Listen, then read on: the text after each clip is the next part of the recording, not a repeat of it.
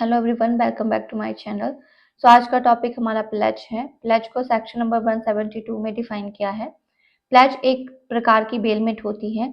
इसमें बेलमेंट के तौर पे हम गुड्स को ट्रांसफर करते हैं जब हम उधार लेते हैं। फॉर एग्जांपल, आपने ए से उधार लिया और अपने सोने की चेन वहाँ पे गिरवी रखी, तो उसको प्लेज कहेंगे। इस कॉन्ट्रैक्ट में पोसेशन गुड्स का ट्रांसफर होता है दूसरी पार्टी को एज ए सिक्योरिटी, लेकिन ऑनरशिप ट्रांसफर नहीं होती है। तो जब भी आप कॉन्ट्रैक्ट में गुड्स का पोसेशन ट्रांसफर करते हैं एज ए सिक्योरिटी, उसको हम प्लेज मानेंगे। The bailor in case is called to pawnor and the bailee is called to pawnee. तो बेलर को यहाँ पे पबनर कहा जाता है और बेली को पबनी कहा जाता है। पार्टी इन द प्लेज, यहाँ पे दो प्रकार की पार्टी रहती है। एक बेलर, जिसको आप प्लेजर या पबनर कहेंगे, एंड सेकंड पार्टी आपकी बेली, प्लेजी या पबनी होती है। A being a need of money and raise money from money lender on security of the furniture. A को उधार चाहिए था, उसने उधार लिया और फर्नीचर गिरवी रखा, तो ये ट्रांजैक्शन ऑफ प्लेज होगा। ए ने बी से 10,000 बोरो किए और अपनी मोटरसाइकिल एज ए सिक्योरिटी उसके पास रखी जब तक कि वो पेमेंट नहीं कर पाता है डेट का। तो ए यहाँ पे पबनर है एंड बी यहाँ पे पबनी है। तो A is a borrows 10,000 from B, तो ए यहाँ पे पबनर कहलाएगा और बी यहाँ पे पबनी कहलाएगा। नेक्स्ट हम बात करते हैं essential of the pledge. Pledge में क्या क्या चीज होना जरूरी है। डिलीवरी ऑफ गुड्स, यानी कि वस्तुएं एक जगह से दूसरी जगह ट्रांसफर होना जरूरी है। एक डिलीवरी दो तरह से हो सकती है, एक्चुअल डिलीवरी या फिर कंस्ट्रक्टिव डिलीवरी। एक्चुअल डिलीवरी क्या होती है? जब हम फिजिकल गुड्स ट्रांसफर करते हैं उसको एक्चुअल डिलीवरी कहते हैं। कंस्ट्रक्टिव डिलीवरी क्या होती है? जहाँ पे हम किसी गोदाम की या फिर डॉक्यूमेंट ट्रांसफर करते हैं उसको कंस्ट्रक्टिव डिलीवरी कह सकते हैं। तो प्लेज में डिलीवरी यानी पोसेशन ऑफ गुड्स ट्रांसफर हम करते हैं, ना कि ownership. Delivery of goods should be the way of security. जो हम वस्तु ट्रांसफर करते हैं उसका मोटिव होता है सिक्योरिटी पे चीजों को ट्रांसफर करना या सिक्योरिटी के तौर पे रखना।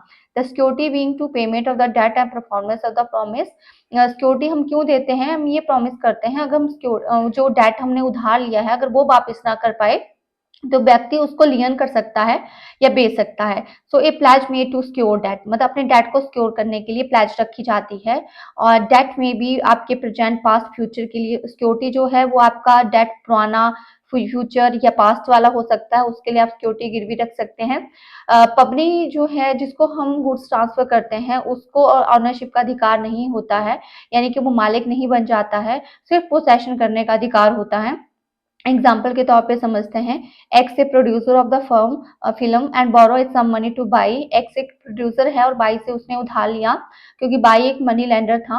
X agree to deliver the security of the final print of the film when they are ready. X ने यहाँ पे प्रॉमिस किया कि वो फाइनल प्रिंट फिल्म का उसको देगा जब वो रेडी हो जाएगा, but they will never deliver, उसने डिलीवर नहीं किया।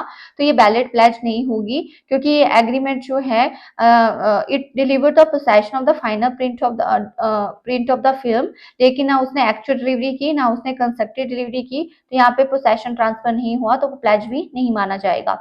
राइट ऑफ पबनर, यानी कि जो मतलब सिक्योरिटी डिलीवर करने वाला है उसको क्या अधिकार है? इन्फोर्समेंट ऑफ द पबनी राइट, यानी यहाँ पबनी के जो भी राइट है उसको इन्फोर्स करवाना, कि पबनी की ड्यूटी है डेट को देना, तो पबनी की ड्यूटी को इन्फोर्स करवाना। The duty of pawnee are to be the right of the pawnor. तो जो ड्यूटी पबनी की है वो पबनर के क्या बनेंगे? राइट बनेंगे। तो जितने भी उसके पबनर के राइट हैं तो वो पबनी की ड्यूटीज होगी। Right to redeem the debt, redeem का मतलब होता है क्लियर द पेमेंट, यानी कि जब आपने पेमेंट कर दी है, जो उधार लिया है तो उसको क्लियर करना।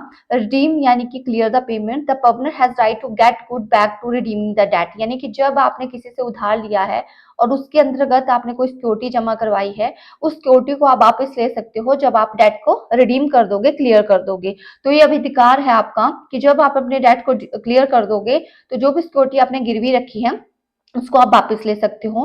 Right of orderly debtor, the pawnor has right to an orderly debtor. जो ऑर्डरली डेटर होते हैं पूरे उसके सारे अधिकार पबनर को होते हैं, और जो नॉर्मल प्रोटेक्शन के लिए, ठीक है, जो प्रोटेक्शन के डेटर के अधिकार होते हैं वो पबनर के लिए भी अधिकार बनेंगे।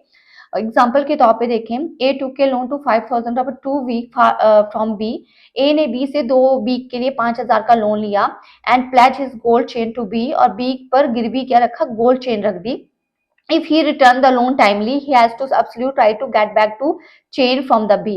अगर वो टाइमली 2 वीक के अंदर अगर लोन दे देता है तो उस चेन को वापस करने का अधिकार है, लेकिन वो डिले करता है लोन की पेमेंट के लिए तो चेन के साथ उसे जो इंटरेस्ट अमाउंट है वो भी उसे पे करना पड़ेगा। राइट ऑफ द प्लेजी, तो यहाँ पे प्लेजर के हमने पढ़े, यहाँ प्लेजी की हम बात करेंगे, पबनी की बात करेंगे कि उसके क्या राइट हैं। राइट टू रिटेन गुड्स, अपने पास वस्तुओं को रखना। प्लेजी कौन होता है? जो सिक्योरिटी को रखता है।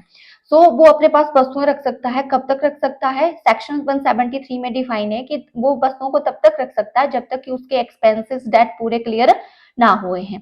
तो यहाँ पे प्लेजी या पबनी तब तक वस्तुओं को रख सकता है, रिटेन कर सकता है जब तक उसके डेट इंटरेस्ट क्लियर ना हो।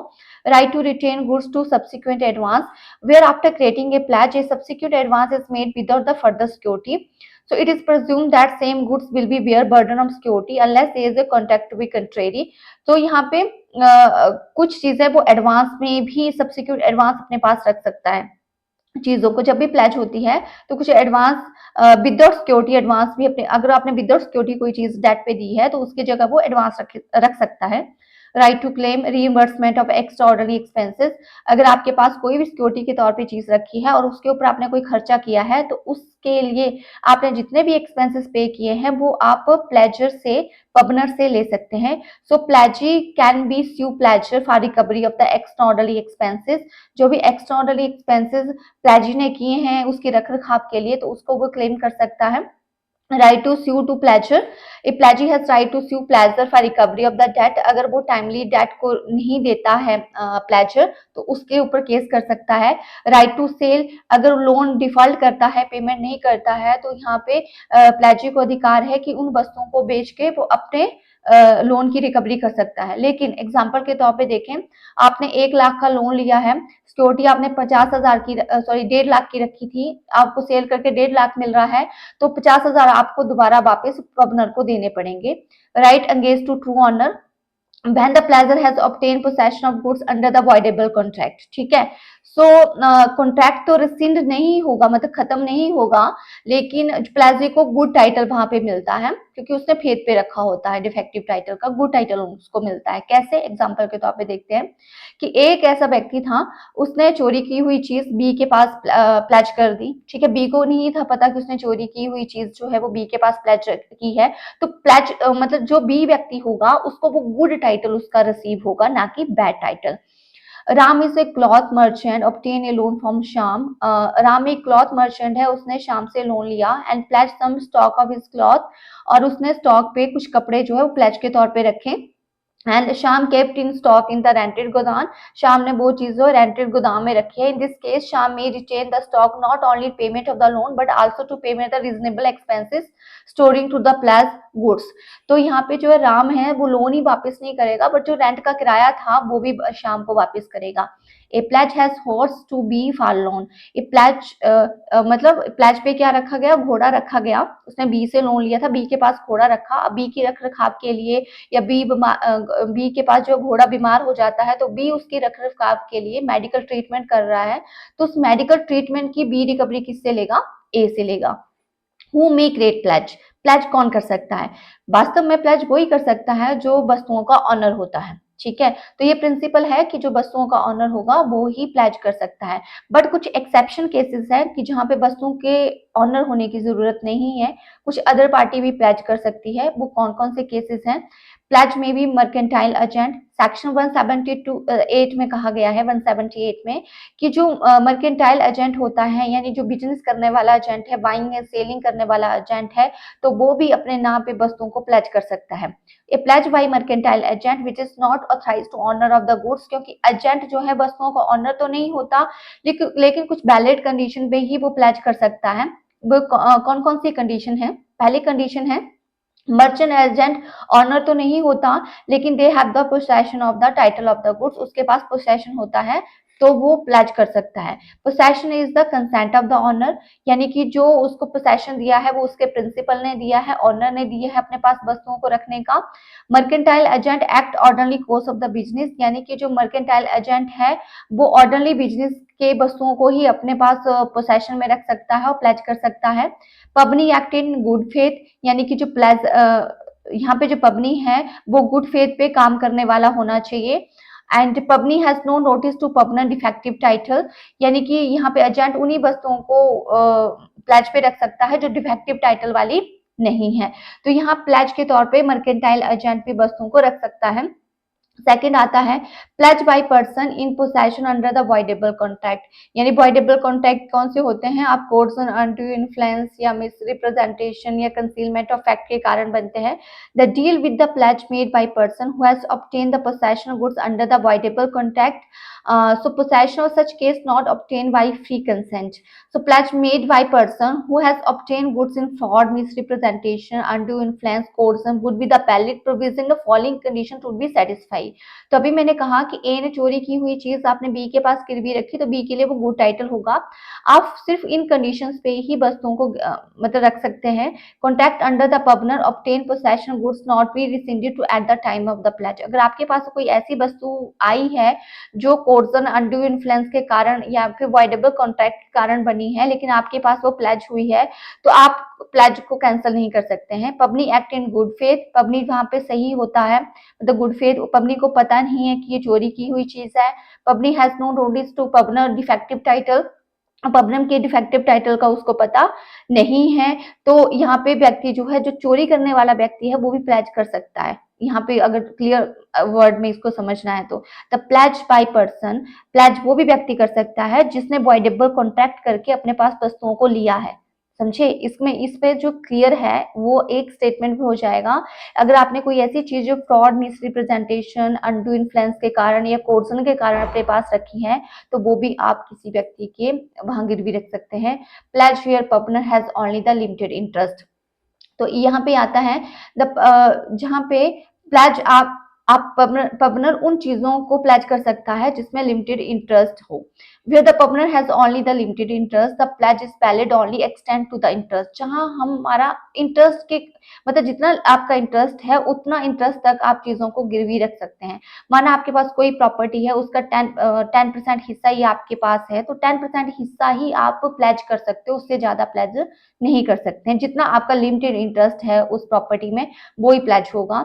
द प्लेज बाय को ऑनर एंड द पोसेशन, जो व्यक्ति को ऑनर है या ज्वाइंट ऑनर है तो वो भी प्लेज कर सकते हैं। Where there is a several owner, यानी एक वस्तु के बहुत ज्यादा मालिक होते हैं, तो जिनके पास पोसेशन है वस्तुओं का तो वो भी उस चीज को प्लेज कर सकते हैं, वो वैलिड प्लेज होगी। Pledge by seller buyer in possession after the sale, जैसे ही वस्तुओं की सेल हो जाती है तो सेलर आफ्टर द सेल उन वस्तुओं को प्लेज कर सकता है।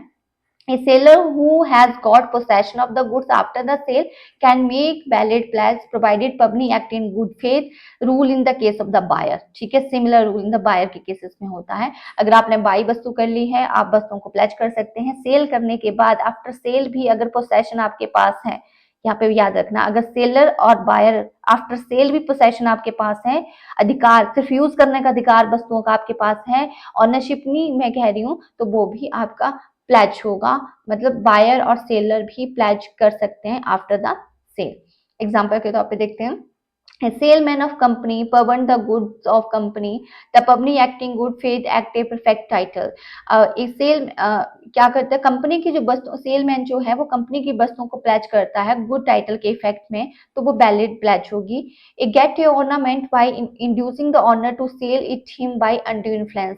यहाँ पे जो ऑर्नामेंट थे लिए हुए वो अनड्यू इन्फ्लुएंस के कारण लिए हुए हैं कि सेल करने के लिए कह रहा है वो ऑनर, जो ऑर्नामेंट का ऑनर है उसको सेल करने के लिए कहा जा रहा है अनड्यू इन्फ्लुएंस के तहत। लेकिन before to contract rescinded by owner the pawnee to it to pledge on B, उसने बी के पास उसको प्लेज कर दिया। ए ने जो प्रॉपर्टी ली बोली अनड्यू इन्फ्लुएंस, मतलब अपनी पावर का इस्तेमाल करके, और वो बी के पास गिरवी रख दी। तो ए के केसेस में तो वॉइडेबल कॉन्ट्रैक्ट है, ठीक है, जिसने उसको ऑर्नामेंट दिए, लेकिन बी के पास केसेस में वो गुड फेथ की मानी जाएगी क्योंकि उसके ए के डिफेक्ट के बारे में पता नहीं है। इसके अलावा A find a watch on the road, उसने ए को एक घड़ी मिली, उसने उसको रिपेयर करवाया, रिपेयर पर उसने 20 रुपए का खर्चे दिए and he pledge the watch to be 40, और 40 के केसेस पे 40 रुपए के हिसाब से उसने पैसे लिए बी से और उसने उसको प्लेज कर दिया। एंड ट्रू ऑन द सी आता है और उसको रिकवर कर लेता है। उसको रिकवर का मतलब है the C can recover the watch and paying 20 to the pledgee. Okay, तो यहाँ पे प्लेजी को 20 रुपए देगा क्योंकि रिपेयर करवाए थे ना उसने, ठीक है, और वो अपने वस्तुओं को वापस ले लेगा। तो यहाँ पे फाइंडर जो है अपनी वस्तुओं को वापस ले सकता है, सिर्फ उसे उतने एक्सपेंसेस पे करने हैं जितने जो है उसके ऊपर बने हैं। और अब बात करते हैं हम राइट ऑफ लियन। लियन होता है अपने पास वस्तुओं को रखना। The right of retain possession of the property, आप वस्तुओं को रख रहे हैं अपने पास, रिटेन कर रहे हैं, उसको ही हम लियन कहते हैं। आप तब तक लियन कर सकते हैं जबकि आपका क्लेम पूरा ना हो, आपका डेट पूरा ना रिकवर हुआ है, तो उसको हम लियन कहेंगे। For exercising right of लियन possession of goods must be lawful, यानी कि आप तभी लियन कर सकते हैं जब आपके पास लॉफुल वस्तुओं का पोसेशन हुआ है या कंटिन्यू आपके पास वो वस्तुएं हैं। अगर आपने पोसेस्ड वस्तुएं आपके पास लॉस्ट हो चुकी है, आप लियन नहीं कर सकते। मतलब आपके पास घोड़ा रखा था प्लेज के तौर पे, वो गुम हो गया, तो वो घोड़े की आप लियन नहीं कर सकते उस time.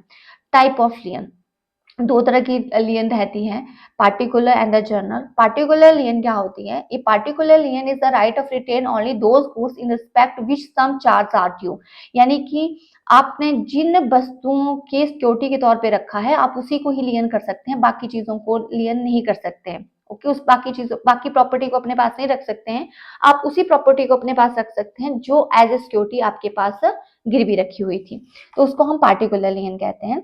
Bailey is entitle only the particular lien, मतलब जो बेली है जिसके पास हमने वस्तुएं उधार लिया है जिस व्यक्ति से और उसके पास प्रॉपर्टी रखी है, तो बेली पार्टिकुलर लियन कर सकता है। जहां पे उसके चार्जेस पे नहीं हुए होते हैं तो उसको अधिकार होता है पार्टिकुलर लियन रखने का।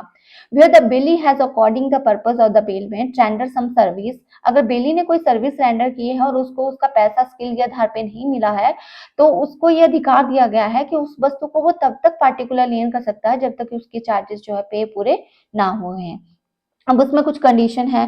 कंडीशन ऑफ पार्टिकुलर लियंस क्या है वो हम वन बाय वन यहाँ पे डिस्कस करते हैं। पहला आता है the bailee must be render some service, यानी कि बेल, पहले हमने प्रीवियस लेक्चर में पढ़ लिया बेलर कौन होता है और बेली कौन होता है। बेलर जो है जो चीजों को छोड़ता है किसी के पास, बेली जो उस चीजों को इम्प्रूवमेंट करता है या जिसके पास चीजें छोड़ी होती है उसको हम बेली कहते हैं। तो बेली के पास अगर चीजें छोड़ी है तो वो कुछ ना कुछ सर्विस उसकी देगा अपने स्किल के आधार पे। हम कार सेंटर के पास रिपेयर के लिए छोड़ रहे हैं तो कार सेंटर रिपेयर करेगी। देयर मस्ट बी इम्प्रूवमेंट, उस गुड्स में कोई ना कोई इम्प्रूवमेंट होनी चाहिए। सूट स्टिच कर रहे हैं, कार रिपेयर हो रही है तो इम्प्रूवमेंट होनी चाहिए। गुड्स पोसेशन के तौर पे छोड़ी जाती है ना कि ओनरशिप के तौर पे। एंड अगर गुड्स लॉस्ट हो जाती है तो उसका आप लियन नहीं कर सकते हैं। आपके पास जो भी वस्तु छोड़ी है वो बिल्डर की डायरेक्शन के अकॉर्डिंग उसमें कोई ना कोई आप चेंज कर रहे हो। अगर सूट छोड़ा है तो टेलर उसको स्टिच करेगा, छोड़ने वाले को बेलर कहेंगे और स्टिच करने वाले को बेली कहेंगे। There must be no exist any contract payment price in future, futures के लिए कोई कॉन्ट्रैक्ट इसमें नहीं है। Right of lien must not to exclude the agreement of contrary, आपके जो एग्रीमेंट रहते हैं लियन के वो कॉन्ट्रैक्ट टर्म एंड कंडीशन के अकॉर्डिंग होने चाहिए, इसके विपरीत नहीं होने चाहिए। And bailee must be take care in the following point, particular lien करना है आपको तो ये बातें कुछ ध्यान रखनी है। पहला, he can not be change the bailor of expenses incur keeping in goods, bailor को मतलब he can not be charge to bailor for expenses, अगर आप अपने पास वस्तुओं को रख रहे हैं तो उसके बदले आप बेलर से कोई चीज चार्ज नहीं करोगे। He cannot be exercised his lien non-payment of extraordinary expenses incurred by him respect of the bail goods, और अगर आपने particular lien रखा किया है तो आप extraordinary expenses भी बेलर से चार्ज नहीं कर सकते हैं, ठीक है। नेक्स्ट आता है एग्जाम्पल के तौर पे हम रखते हैं A give his washing machine to B for repair, A ने बी को वॉशिंग मशीन रिपेयर करने के लिए दी। And both agree that lien will not exercise in a case, मतलब दोनों एग्री हुए कि लियन जो है इस पे नहीं होगा। And B can not be exercise lien on the washing machine even if repair charge has not to be paid by A, तो यहाँ पे लियन नहीं होगा। लियन तब होगा अगर वॉशिंग मशीन की पेमेंट जो है वो नहीं होगी, तो यहाँ पे वॉशिंग मशीन के ऑनर को लियन करने का अधिकार रहेगा। Next, A P give his television for repair to R, P ने आर को टेलीविजन दिया रिपेयर करने के लिए। एंड आर प्रॉमिस करता है कि विद इन द वीक वो वापस कर देगा, but R take 2 week to repair, R ने कितने दिन लगा दिए रिपेयर करने के लिए? 2 वीक लगा दिए।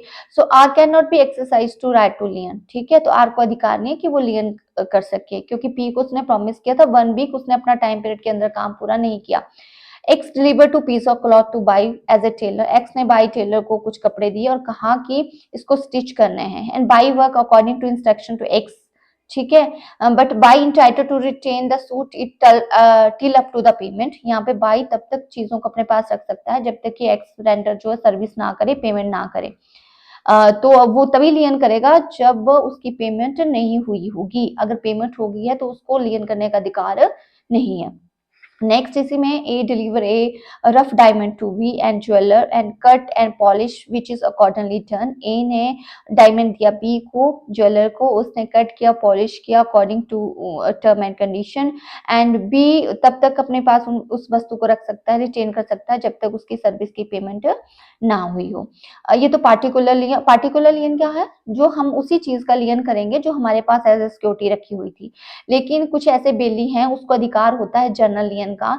जनरल लियन क्या होता है, is one which give a right to possession until the whole balance of amount is paid। मतलब आप किसी भी बैलेंस को जो भी आपने पे किया है, जितना भी अमाउंट आपने पे किया, उसमें से किसी भी प्रॉपर्टी को किसी भी प्रॉपर्टी के तौर पे अपने पास कोई भी चीज आप लियन कर सकते हैं। It has right to retain the goods another as a security, मतलब जो गुड्स आपके पास गिरवी रखी है उसको ना लियन करके अलग कोई सिक्योरिटी आप लियन कर सकते हैं। जैसे मैंने कोई घोड़ा गिरवी रखा है तो मतलब वो घोड़े को ही अपने पास रख सकता है एज ए लियन, लेकिन मतलब अपने पास तब तक रख सकता है जब तक मैं डेट पूरा नहीं करूंगी। लेकिन यहाँ पे बात हो रही है कि भाई जो गिरवी रखी है चीज, मैंने अपने घर की प्रॉपर्टी कहीं गिरवी रखी है, वो सामने वाला मेरी घर की प्रॉपर्टी को लियन नहीं करेगा, वो मेरी खेतों की प्रॉपर्टी को या मेरी लैंड की प्रॉपर्टी को जो है, बाकी जो मेरी लैंड की प्रॉपर्टी है उसको वो लियन कर सकता है। ये उसको कहते हैं जनरल लियन। मतलब जो आपके पास सिक्योरिटी रखी है उसके अलावा आप किसी चीज को लियन कर रहे हैं, सिक्योरिटी के अलावा, वो आपकी जनरल लियन में आते हैं। जनरल लियन का अधिकार मतलब अलग अलग इंस्टीट्यूट या लोगों को रहता है कि जो जनरल लियन कर सकते हैं। ऐसे कौन से बेली हैं, बेली का मतलब जिन्होंने आपको उधार दिया है और उनको अधिकार है जनरल लियन करने का, बैंकर क्योंकि बैंक को अधिकार है, फैक्टर, वार फिंगर, अटॉर्नी हाई कोर्ट के अटॉर्नी जनरल के अकॉर्डिंग ऑर्डर आ सकता है, पॉलिसी ब्रोकर, ठीक है। ये कुछ लोग हैं, बेली हैं, जिनको अधिकार होता है जनरल लियन करने का। For example banker lien a journal lien and he can retain the goods for satisfaction of debt other than one which the goods are placed। यानी बैंकर के पास अपने जर्नल लियन कोई रखी है प्रॉपर्टी, लेकिन बैंक जो है उस प्रॉपर्टी को आप आगे जो है उस प्रॉपर्टी को आगे कर सकता है, ठीक है। उस प्रॉपर्टी पे कोई और प्रॉपर्टी आप एक्वायर कर सकता है। बात करते हैं हम डिफरेंस की, particular lien and the general lien. Section particular lien section 170 के अंदर डिफाइन किया गया है, and general okay and general lien section 171 के अंदर डिफाइन किया गया है। पार्टिकुलर लियन क्या रहता है, the particular lien had right to possession only those goods in which the charge due have arise, मतलब जिसके ऊपर आपने चार्ज लिया है, जिस सिक्योरिटी को आपने गिरवी रखा है और उस पे जो आपने चार्ज अमाउंट लिया है या ड्यू है उसी को ही पार्टिकुलर लियन कर सकते हैं। लेकिन जनरल लियन क्या रहता, इसके अलावा जनरल लियन में आप वो प्रॉपर्टी अपने अधिकार में ले सकते हैं जो पार्टिकुलर लियन के अलावा हो सकती है। पार्टिकुलर लियन का अगर एग्जांपल रखें कि ए ने बी ज्वेलर के पास डायमंड के तौर पे उसको पॉलिश करने के लिए कहा, तो वो डायमंड ही पार्टिकुलर लियन के तौर पे रख सकता है। लेकिन बैंकर से आपने कोई लोन लिया है और तो बैंकर जो है किसी भी प्रॉपर्टी को जनरल लियन कर सकता है। पार्टिकुलर लियन का रीजन क्या रहता है कि सामने वाले व्यक्ति ने उसकी पेमेंट नहीं की है, जैसे कार आप रिपेयर करने के लिए लेके जा रहे हैं, तो कार रिपेयर की पेमेंट नहीं हुई है, तो ये अधिकार है पार्टिकुलर लियन में तब तक रखने का जब तक कि पेमेंट नहीं हुई है। लेकिन जनरल लियन में it is not necessary that की रीजन ऑफ लियन, है ना, रीजन ऑफ लियन यहाँ पे नेसेसरी नहीं होता है। आप डेट को नहीं दे रहे हो, आप किसी भी प्रॉपर्टी को लियन कर रहे हैं, उसका रीजन देने की जरूरत नहीं है कि इस प्रॉपर्टी को ही क्यों किया जा रहा है लियन। पार्टिकुलर लियन में सब्जेक्ट मैटर लियन क्या रहता है, The right of particular lien can be claimed only respect of goods which labor skill has exercised by the bailee. आप particular lien उसी चीज की करोगे जिसपे आपने सर्विस दी है, स्किल लगाई है। लेकिन right of general lien can be claimed respect of goods any due in respect to other goods, मतलब जो भी उधार ड्यू है आपका वो क्लेम आप किसी भी प्रॉपर्टी से कर सकते हो। आप उसी प्रॉपर्टी से नहीं करोगे जिसपे आपने स्किल लगाई है, आप इसके अलावा ही किसी भी प्रॉपर्टी से क्लेम कर सकते हो। एंड पार्टिकुलर लियन में गुड्स को सेल करने का अधिकार नहीं होता है, जबकि जनरल लियन में राइट्स जो प्रॉपर्टी है वो सेल कर सकती है पार्टी। पार्टिकुलर लियंस में कौन कौन से बैंकर, बार फिंगर, ठीक है, factor, policy broker, attorney general ये हो सकते हैं, जबकि जनरल लियन में आपके सॉरी बेली, यहाँ भी ये उल्टा हो गया है, यहाँ पे आना चाहिए था आपके पास कि general lien banker, wharfinger, factor, policy maker, attorney general करते हैं। पार्टिकुलर लियन बेली बेलमेंट में finder of goods, agent, unpaid seller करते हैं। तो ये उल्टा है, पार्टिकुलर लियन ये करते हैं बेली, प्लेजर, फाइंडर ऑफ गुड्स, और जनरल लियन कौन करते हैं? बैंकर, बार फिंगर, फैक्टर, अटॉर्नी जनरल, ये आपके जनरल लियन करते हैं। Finder of the lost goods, नहीं जो वस्तुओं को मतलब आपके पास कोई वस्तु है अगर आपको कोई मिली है, ऐसे पड़ी हुई है, मिल जाती है, तो उसको कहते हैं finder of the lost goods. जो चीज गुम हो गई है और वो चीज आपको मिल जाती है, वो सेक्शन 71 में डिफाइन है। Duty of the finder of goods, यानी खोई हुई चीज आपको मिलती है तो आपकी कुछ ड्यूटी है। पहली ड्यूटी है duty to find the owner, उसके सही मालिक को आप ढूंढे कि कौन है उसका सही मालिक। And duty to take reasonable care of the goods found, okay, उसकी रीजनेबल केयर करे वस्तुओं की। And duty not to make any unauthorised use of the goods, आप कोई जो भी चीज आपके पास मिली है उसका अनऑथराइज्ड यूज ना करें, अननेसेसरी यूज ना करें। अपने duty not to mix goods and own goods, अपनी वस्तुओं के साथ उसको मिक्स ना करें। Duty to return the goods, वस्तुओं को वापस करें जिसकी भी है। Duty to return natural accretion of the goods, उसी वस्तु जो नेचुरली आपको चीज मिली थी उसी नेचुरल वे में उसको ट्रांसफर करें। Duty not to set up to adverse title, उसके ऊपर गलत टाइटल मतलब उसको रॉन्गफुली यूज ना करें, ठीक है, उसके ऊपर एडवर्स टाइटल जो है वो सेटअप ना करें। तो ये फाइंडर ऑफ गुड्स की ड्यूटी है। अब राइट क्या है, वो क्या कर सकता है? राइट ऑफ लियन सेक्शन 168 में डिफाइन है कि वो अपने पास तब तक वस्तुओं को रख सकता है जब तक कि उसका ट्रू ऑनर ना मिले, ठीक है। And has not try to sue for owner such compensation, उसको अधिकार नहीं है कि वो कंपनसेशन के लिए मालिक के ऊपर केस कर सके। Right to sue for reward, अगर खोई हुई चीजों के ऊपर कोई इनाम रखा हुआ है तो उस रिवॉर्ड को पाने के लिए भी वो अधिकारी है। Right to sell the goods, वो वस्तुओं को सेल कर सकता है लेकिन कुछ रीजनेबल केसेस में। First, if the owner refuse to pay the lawful charge of the finder, the owner cannot be found such reasonable diligence and goods are the perishable nature, अगर पेरिशेबल नेचर की है वस्तु समाप्त होने वाली है तब वो सेल कर सकता है। अगर वो फाउंडर को नहीं ढूंढ पाता है तब वो वस्तुओं को सेल कर सकता है। अगर और वो लॉफुली 2/3 ऑफ द वैल्यू, जो भी उसे चीज मिली है उसकी 2/3 वैल्यू फाइंडर से चार्ज कर सकता है। अगर उसको 1 लाख की कोई चीज मिली है उसकी 2/3 वैल्यू वो चार्ज कर सकता है। ए फाइंड ए पर्स, ए को पर्स मिला which is not belong to him, जो उसका नहीं था, it is called to finder of goods, उसको फाइंडर ऑफ गुड्स कहा जाता है। अब एग्जांपल डिफरेंस समझते हैं, बेलमेंट और प्लेज में क्या फर्क है।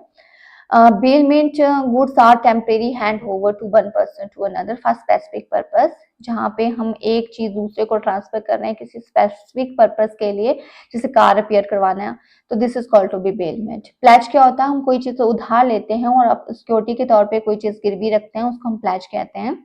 बेलमेंट को सेक्शन नंबर 148 में डिफाइन किया है इंडियन कॉन्ट्रैक्ट 1872 में। प्लेज को सेक्शन नंबर 172 में डिफाइन किया गया है इंडियन कॉन्ट्रैक्ट एक्ट 1872 में। बेलमेंट में 2 पार्टी होती है, बेलर एंड बेली। जो पर्सन गुड्स को डिलीवर करता है उसको बेलर कहते हैं और जिसके पास सर्विस के लिए छोड़ा जाता है उसको बेली कहा जाता है। एंड प्लेजर में भी 2 पार्टी होती है, पबनर एंड पबनी। जो डिलीवर करता है गुड्स को उसको पबनर कहा जाता है और जिसके पास वस्तु छोड़ी जाती है उसको पबनी कहा जाता है। बेलमेंट में नॉट बी प्रेजेंट, बेलमेंट जो है वो प्रेजेंट की भी हो सकती है, नहीं भी हो सकती है, लेकिन प्लेज ऑलवेज प्रेजेंट, प्लेज हमेशा ही प्रेजेंट की होगी। Right to sell the goods, the party whom goods are willing to deliver, there is no right to sell the goods. Bailment में पार्टी के पास लियन करने का अधिकार है लेकिन सेल करने का अधिकार नहीं है, लेकिन लेकिन अगर बात करें हम प्लेज की, तो यहाँ पे जनरल लियन में तो सेल नहीं सॉरी पार्टिकुलर लियन में तो हम सेल नहीं कर सकते हैं, लेकिन particular lien is a part of the bailment, लेकिन जनरल लियन में हम प्रॉपर्टी को सेल कर सकते हैं। यूज ऑफ गुड्स की बात करें तो the party whom goods are being delivered, तो वो वस्तुओं को यूज कर सकता है क्योंकि उसने चीजों को सही करना है। लेकिन अगर बात करें प्लेज की, तो प्लेज में जो भी वस्तु आपने सिक्योरिटी के तौर पे चीज रखी है गिरवी, उसको यूज करने का अधिकार नहीं होता है। एग्जाम्पल के तौर पे देखिए, आप भी कोई चीज रिपेयर करने के लिए छोड़ रहे हैं, तो उसको या कपड़े स्टिच करने के लिए छोड़ रहे हैं, it is example of the payment. और जब आप बैंक से जाके कोई लोन ले रहे हो और उसके तौर पे घर की प्रॉपर्टी गिरवी रख रहे हो, तो वो आपके लिए प्लेज होगी। Bailee can exercise lien on goods only labour and the service. Bailee तभी लियन कर सकता है जब तक उसकी स्किल की पेमेंट ना हुई हो, एंड प्लेज ही तभी लियन करेगा जब उसकी प्रिंसिपल और इंटरेस्ट का अमाउंट पे ना हुआ हो। तो ये पूरा का पूरा प्लेज का हमारा टॉपिक हो गया। कल से हम सेल ऑफ गुड्स एक्ट करेंगे।